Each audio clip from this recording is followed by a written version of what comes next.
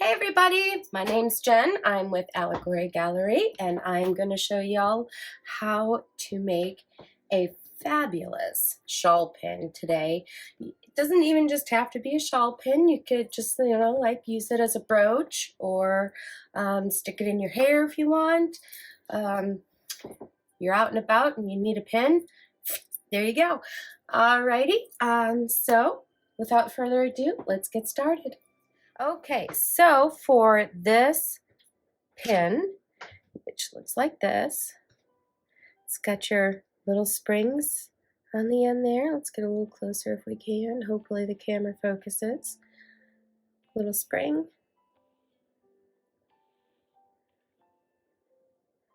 And there's where our end goes. Locks it into place. Notice how very willy-nilly this is. I don't even use a round tool for anything with the exception of the beginning and the end.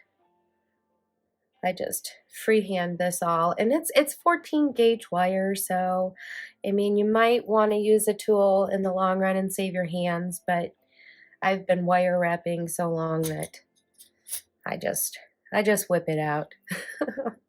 So this is 14 gauge. I'm gonna say it's half hard. This is silver plated copper core wire. You can use pure copper. I personally like pure copper. We're working this wire straight right now. Kind of just rubbing my fingers up it. You can use a polishing cloth. You can use your sleeve, because it can be a little difficult on your hands when you first get going. If 14 gauge is going to be too rough for you, then by all means you can drop down to 16 gauge. You're just making that smooth.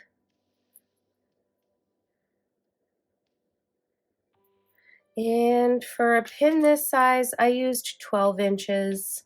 So on my handy dandy ruler here, I'm gonna measure out 12 and let's give it 1 extra inch. So let's go 13 inches on this one.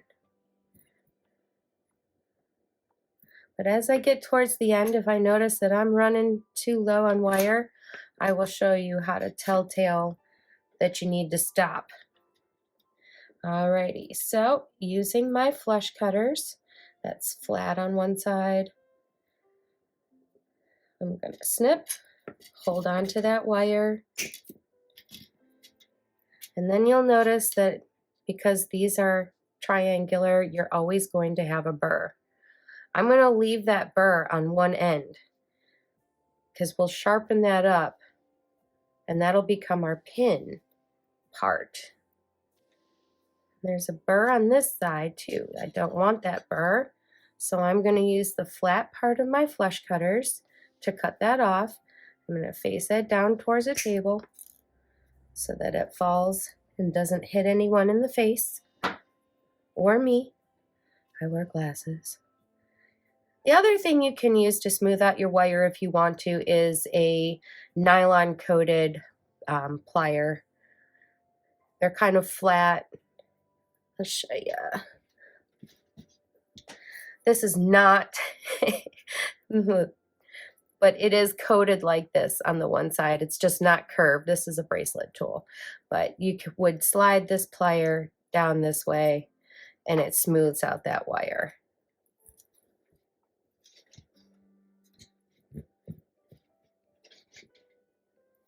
All right, so let's say that we're all completely smooth. We are going to take our round nose pliers and give that end of that wire just a quick little swirl. You don't want it to close too much because you want the end of your pin to be able to go in there. So then I'm going to put that tool right back where that swirl ended, and I'm going to give that another quick turn. Should be about right, but you can always adjust that as you go to make sure that you're happy with it. Alrighty. So that is actually going to be on the side of your pin. So now everything else that you do, we're going to be working to the right of it. Now, I kind of like to warm my wire up with my fingers just a little bit. And so I just rub my finger there. And all of a sudden you see it starting to bend just a little bit. All right. So I'll show you a couple of swirls without using a tool, and then I'll show you using the tool. This piece is up to your imagination. These sweet little curls can be as big as you want, as tight as you want, as many or as few as you want. All right, so that kind of looks like a giant E. I'm going to bring that up, and now I'm going to curl it in the opposite direction. So warming my wire up as I go. This also helps to work harden it. Some people like to use a hammer or rubber mallet to like kind of work harden their stuff, but I think the 14 gauge is strong enough that you don't have to.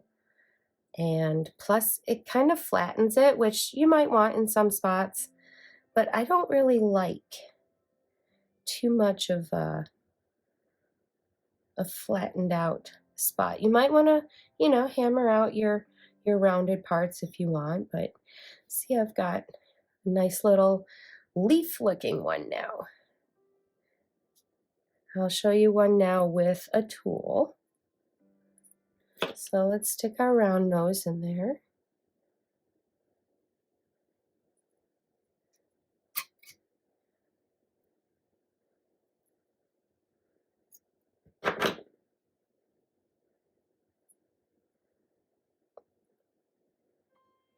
Okay, I like where that's going.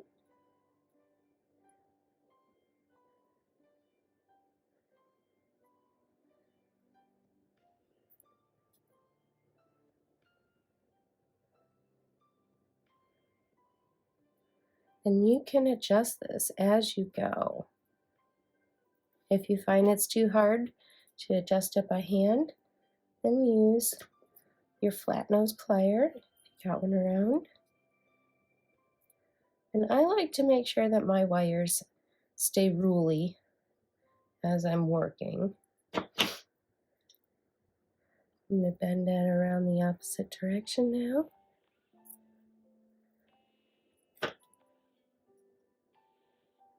Get pretty close to that one.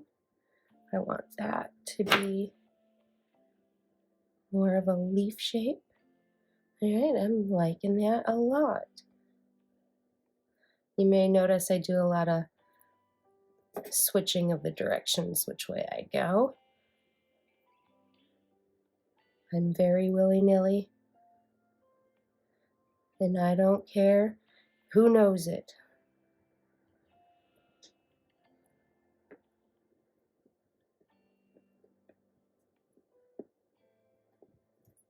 Notice how I'm just working that bend in there as I warm that wire up.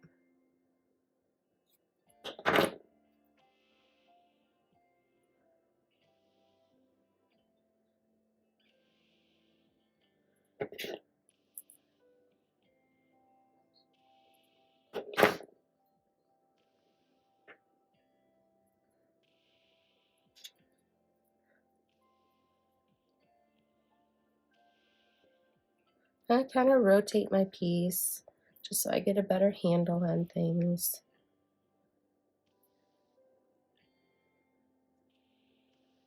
I think I'm going to bring that one around, and it's going to be our last swirl. I like that. It's super cute.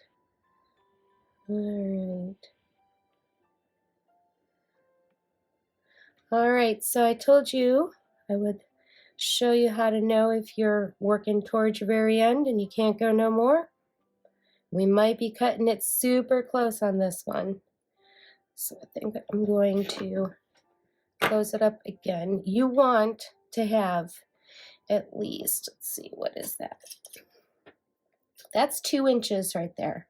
So you want 2 inches plus enough for that spring. We have 3 inches. We are cutting it close, but I think we can do it.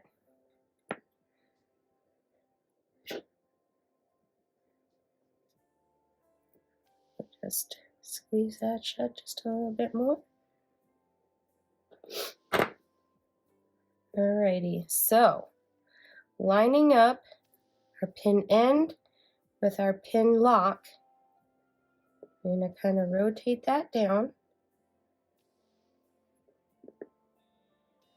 We're going to stick, I'm going to use a bail maker for this one, just because I like how small and completely round that is. So I'm going to bend around. I'm going to kind of work that down. And you want to go around these bail makers twice. Hopefully I'm staying on camera enough for you. And this is going to be perfect. All right.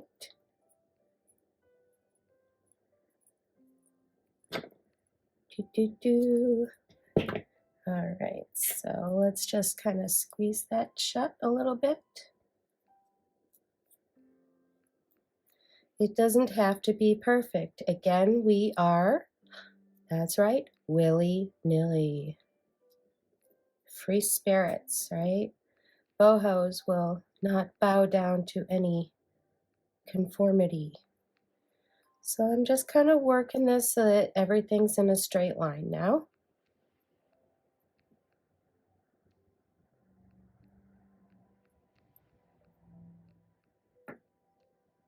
And curving that around.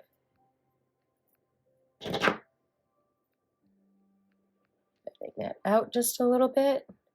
And as you wear it, you can see how pretty sturdy that is. And it springs back into place. But as you wear it, it might eventually, not lock into place anymore. So if you just gently bend it outward, then that'll put it back into place. So as always, after you finish, there's always going to be some minor adjustments.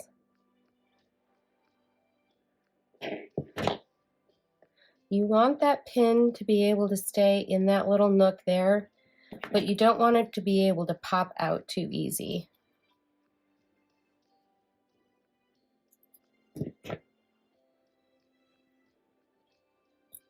There we go. All right, so we're going to sharpen this pin into an actual pin shape now, so that if you're going to put it through a sweater or a scarf, then it will be able to puncture that fabric without pulling the fibers apart too much and damaging what you're actually trying to decorate. Alrighty, so at an extreme angle, you only need, let's see, what is that? That's about 1/4 of an inch out from your end, your lock end. You're going to cut that at as much of an angle as possible, holding the end so it doesn't fly off. Okay.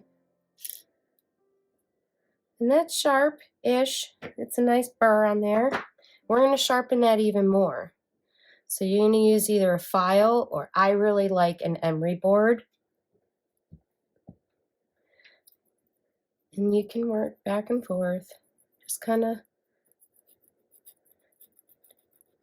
gently filing that into a point.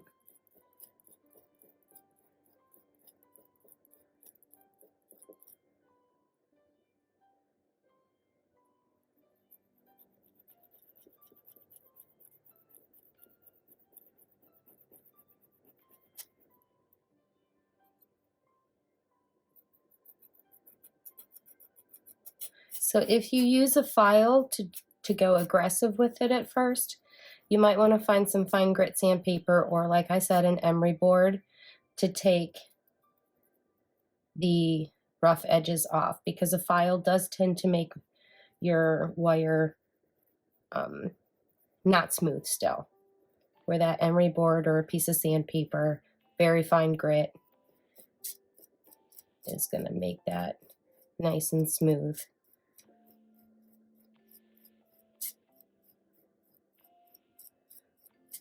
And this is why my nails are so pretty, y'all.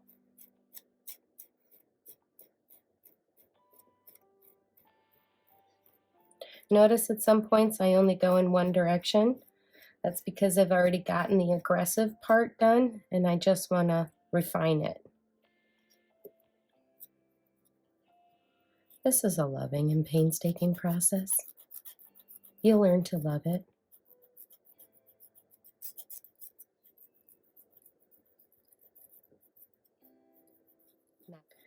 Notice again that I'm rotating it, looking it from different angles. This also helps to work harden your wire.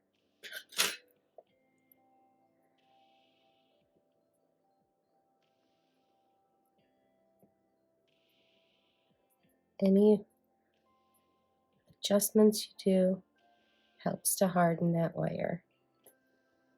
All right, see how that fits real nice inside that crook? So this pin is going to be a low-hanging pin.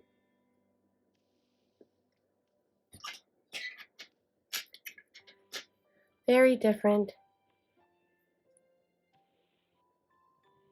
See how much fun that is? And like I said, if you want to hammer it, you can go in these little, the swirly part of it, the rounded parts, and just kind of put that on your table, your bench press, whatever you want to call it. Your metal plate, your steel plate, and whatever type of hammer you want to use. I use a wooden mallet most of the, or rubber mallet most of the time, because I just don't want to mar up my wire too much unless I'm intentionally digging in some detail. I just play with it, adjust it as your heart desires, and have some fun with it. You can do some smaller gauge wire, like a 26 or a 24 gauge wire, and just do a couple of coils around it. You could add some beads in the rounded part. You could add some beads as you're doing your swirls. You could add some beads in there. And I mean, just your possibilities are endless. It's all up to your imagination. Hey everybody, thank you so much for watching again, and I hope you have fun with this project. Keep in mind, it is willy-nilly. There is no rhyme or reason to it. It's supposed to be free and easy and up to your imagination. You don't even have to use the same color wire. You can go down a size in your wire, go up a size. Well, that might be a little tough in your hands, but anyway. Have fun, and I'd love to see what y'all create. So post it on Allegory Design Challenges or on J&T Creations. Thank you so much for watching. Bye-bye.